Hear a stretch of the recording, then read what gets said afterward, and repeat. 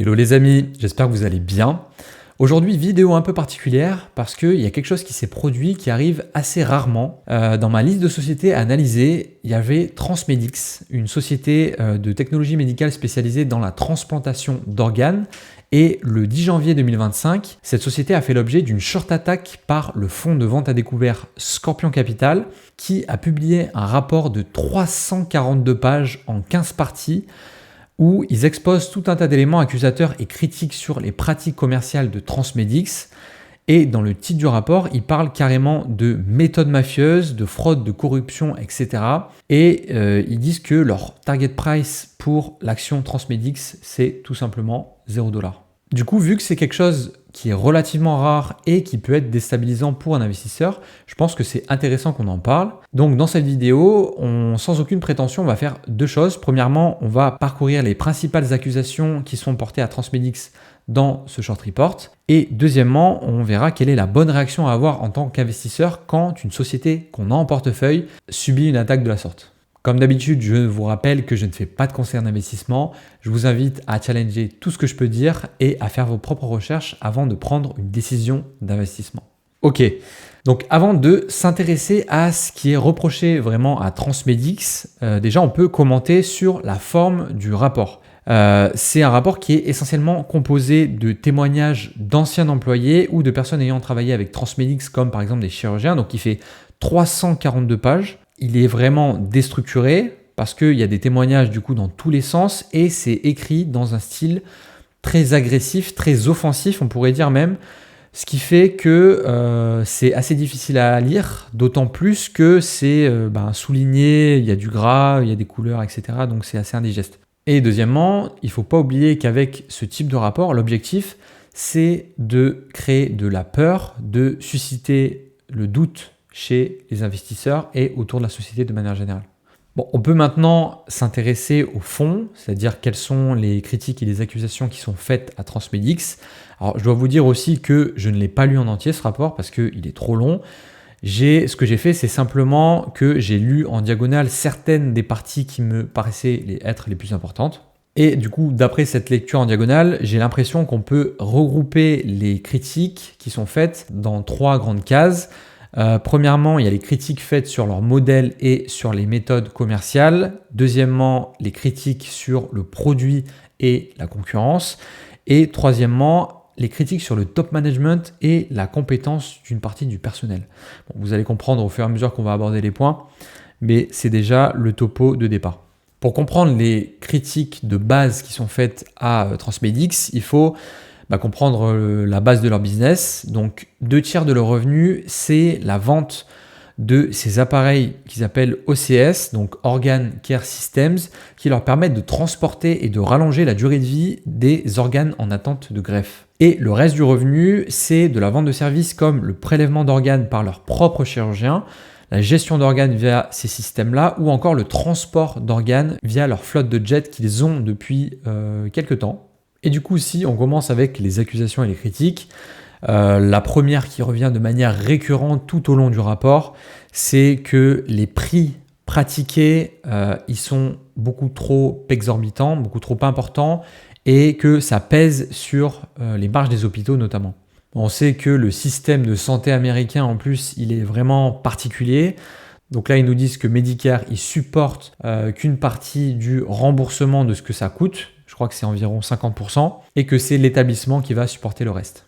Il y a également beaucoup de critiques qui sont faites sur ce fameux NOP, donc National OCS Programme. C'est par ce biais, c'est ce que je comprends, qu'ils facturent leurs services. Et donc notamment le service de transport qui est effectué par Jet. Donc ils nous disent qu'ils ont tout un tas de hubs. Il y en a 17 hubs aux quatre coins des États-Unis. Et ça, c'est relativement récent parce que ça fait que depuis quelques années, je crois, qu'ils ont acheté une flotte de jets tout neuf pour justement transporter les organes en attente de greffe. Et ce qui est vraiment pointé du doigt, c'est que visiblement, ils profiteraient de leur système là de transport par jet pour facturer plus de revenus que ce qu'ils ne devraient, parce qu'ils ne privilégient pas forcément le vol le plus proche, ou alors des fois il y a de multiples vols en même temps pour tout un tas de raisons un peu aléatoires. Et ça, c'est quelque chose qui leur avait déjà été reproché.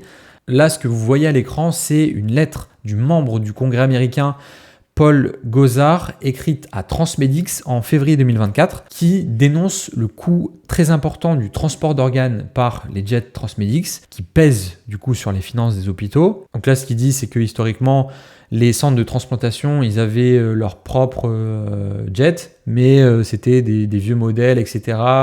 Contrairement du coup aux modèles hyper récents de Transmedix, qui sont beaucoup plus coûteux. Et le deuxième point qui est soulevé, c'est que Transmedix ferait pression sur les hôpitaux pour l'utilisation de leur dernier modèle de jet, sans quoi ils refuseraient de leur vendre leurs appareils OCS ou ils refuseraient par exemple de libérer une greffe d'un organe en particulier. Ensuite, dans le rapport, il est dit qu'une partie significative du revenu est générée via un nombre limité de chirurgiens ou responsables de transplantation qui sont corrompus, entre guillemets, par Transmedix. Donc en gros, les chirurgiens ou les responsables de centres de transplantation recevraient des pots de vin, du coup, en échange de quoi ils utiliseraient les appareils de Transmedix et ils multiplieraient les greffes via Transmedix, donc en faisant appel à leurs services, etc., etc. Voilà, donc ça parle aussi de copinage entre justement ces chirurgiens ou ces responsables d'hôpitaux et le CEO et fondateur de Transmedix. Et on a carrément des accusations qui disent que certains chirurgiens accepteraient de greffer des organes dangereux et endommagés, rejetés par des centres réputés, et du coup qui reviennent dans le circuit via Transmedix, qui dissimuleraient des informations entre guillemets défavorables sur les organes. Ensuite, on a des critiques sur le produit, comme je disais, et une comparaison avec ce que font les concurrents. Donc sur le papier, l'appareil donc OCS de Transmedix a une technologie qui permet de rallonger la durée de vie des organes en attente de greffe, comme on l'a dit. Donc le prix, ça ne devrait pas forcément être un problème si le produit est très efficace par rapport à ce qui existe sur le marché, sauf que là aussi, il y a une critique sur l'efficacité de leurs produits, de leur technologie. Le témoignage du rapport, il parle de commodité sans valeur ajoutée, que leur appareil OCS, il n'est efficace à peu près que sur le foie, parce qu'ils proposent du coup ce service, ce produit pour chacun des principaux organes. Donc je crois qu'il y a le cœur, les poumons, le rein, et donc là ils nous disent que apparemment sur tous les organes c'est pas efficace, sauf sur le foie où ça marche un petit peu. Et ils nous disent aussi qu'ils n'arrivent pas à pénétrer le marché européen parce que justement leur produit il est beaucoup trop cher et qui fait plus ou moins la même chose que les autres. Dans la partie 13 et dans la partie 14, ils font du coup le parallèle avec deux des principaux concurrents de Transmedix qui sont Organox et Paragonix, qui ont du coup des produits vendus à un prix moindre et donc ils parlent aussi de tsunami de nouveaux entrants et de disruption sur le marché du coup sur lequel opère Transmedix. Et ils font référence en fait à une technologie, alors là je ne vais pas rentrer dans les détails parce que même moi ça me dépasse, NRP, donc Normothermic Regional Perfusion, j'ai noté, une technologie visiblement bien moins coûteuse et apparemment tout aussi efficace. Et dernier type de critique, c'est les critiques sur le top management, le comportement du top management et la compétence d'une partie du personnel. Donc comme on a dit, Transmedix ils proposent des services de prélèvement d'organes via leurs propres chirurgiens, donc les chirurgiens qui sont employés par Transmedix. Et visiblement, donc d'après certains témoignages qui sont présents dans le rapport, ce sont des chirurgiens incompétents dont personne ne veut. Et d'après le rapport, certains pourraient même être connus pour avoir fait plusieurs erreurs critiques par le passé, donc des greffes d'organes défectueux, des choses comme ça. Et là, je vous le fais en rapide, mais il y a toute une partie du rapport où ils font des recherches sur le background des chirurgiens et j'ai l'impression qu'ils essayent à chaque fois de faire le lien avec certaines affaires, certains scandales.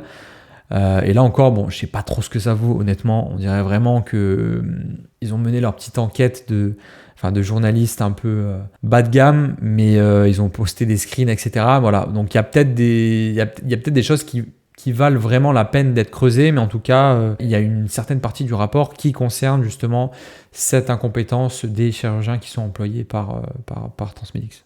Sur le comportement du top management maintenant, donc ça parle pas mal du CEO qui visiblement, si on en croit les dires des témoignages, il est très colérique, il est visiblement détesté par plusieurs professionnels du milieu qui ont témoigné et les méthodes du top management seraient très borderline. Là, on nous parle d'une grève de cœur qui aurait été retenue en otage parce que un paiement avait été décalé, etc. Donc là, c'est vraiment des pratiques commerciales plus que douteuses, alors qu'il est question de patients qui sont dans une situation critique. Et je ne sais plus exactement où c'est indiqué, mais le responsable la personne du centre de transplantation qui témoigne, il parlait d'avoir affaire à un vendeur de voitures plutôt qu'à quelqu'un dans le milieu de la santé, quoi.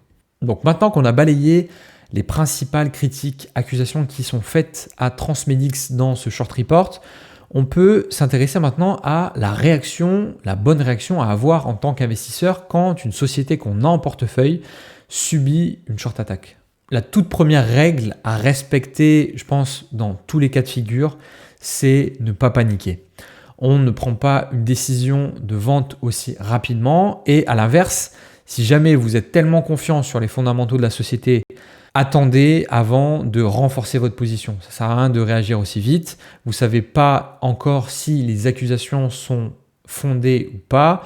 Toujours prudence avec les rapports de fonds de vente à découvert, un peu comme on vient de le voir. La seconde étape, et c'est celle qui prend le plus de temps, c'est de prendre connaissance de tout ce qui est reproché à la société. Donc là, ça veut dire qu'il faut se taper les 350 pages, je ne sais plus combien il y en avait exactement, du rapport. Et une fois qu'on a lu tout ce rapport, il faut intensifier ses recherches sur les points qu'on juge les plus sensibles, importants. Et là, il faut lire et écouter tout ce qu'on peut avoir à disposition. Et le plus important dans ces cas-là, c'est de faire au mieux pour garder un esprit critique quand il est question du coup de se faire une opinion sur chaque type d'accusation. Et ça, c'est vraiment, je pense, difficile vu le ton qui est employé, le vocabulaire très agressif utilisé du rapport. Forcément, là, il y a un biais qu'il faut essayer d'éviter le plus possible. Et ce qui est terrible dans ce type de rapport, c'est qu'il y a probablement des fausses et des vraies informations mélangées. Et le plus dur à faire, justement, c'est de séparer le vrai du faux pour voir si le niveau d'accusation qui est porté, il est justifié ou pas. Et enfin, la dernière étape, c'est de prendre une décision, d'essayer de prendre une décision. Donc vendre si vous jugez qu'il y a un risque bien trop important ou si votre thèse d'investissement, elle est cassée, ou attendre si jamais vous jugez que les accusations sont infondées et ou si vous préférez attendre les résultats d'éventuelles investigations. Et gardez bien en tête également que même si manipuler les marchés, c'est le gagne-pain de beaucoup de fonds de vente à découvert comme Scorpion Capital, certains des plus gros scandales de fraude, on peut penser par exemple à celui d'Enron au début des années 2000, sont sortis comme ça. Pour conclure cette vidéo, je ne pense pas qu'on puisse réellement se blâmer en tant qu'investisseur de ne pas su avoir capté des signaux dans notre phase de recherche. Évidemment, quand on fait des recherches approfondies sur une société pendant une longue période de temps, on met toutes les chances de notre côté pour détecter des choses qui peuvent nous mettre la puce à l'oreille dans le négatif, entre guillemets, mais n'empêche que il y a des fois où la fraude peut sortir de nulle part, même le top management de la société ne peut ne pas être au courant, et du coup, dans certains cas, c'est vraiment extrêmement difficile, voire carrément impossible à détecter en tant que simple investisseur. Et donc dans le cas de Transmedix, j'ai l'impression qu'il va falloir attendre des multiples investigations en cours pour y voir un peu plus clair, en espérant que ça apporte les éclairages nécessaires aux actionnaires. Voilà, c'est la fin de cette vidéo. N'hésitez pas à me dire en commentaire ce que vous pensez de la situation actuelle. N'hésitez pas aussi à liker la vidéo et à vous abonner. Moi, je vous dis prenez soin de vous. On se voit dans une prochaine vidéo. Ciao!